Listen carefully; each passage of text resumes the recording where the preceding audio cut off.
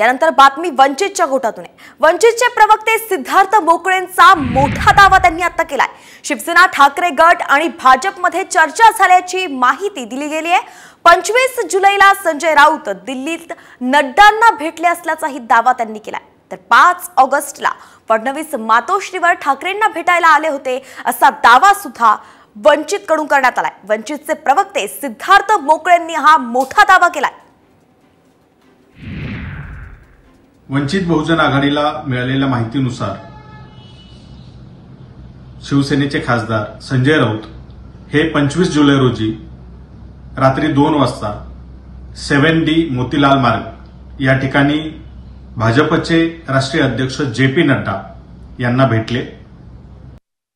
त्यानंतर 5 ऑगस्ट रोजी रात्री 12 वाजता महाराष्ट्राचे उपमुख्यमंत्री देवेंद्र फडणवीस हे मातोश्री बंगला येथे गेले।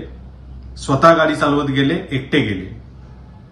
2 तास त्यांची त्या ठिकाणी बैठक झाली। त्यानंतर 6 तारखेला 6 ऑगस्टला उद्धव ठाकरे हे दिल्लीला गेले।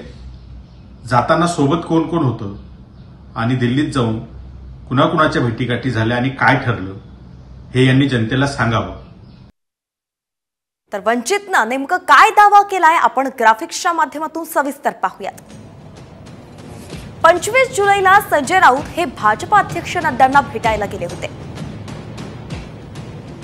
तर 5 ऑगस्टला देवेंद्र फडणवीस मातोश्री बंगल्यावरती दाखल झाले होते आणि उद्धव ठाकरेंची भेट घेतली होती।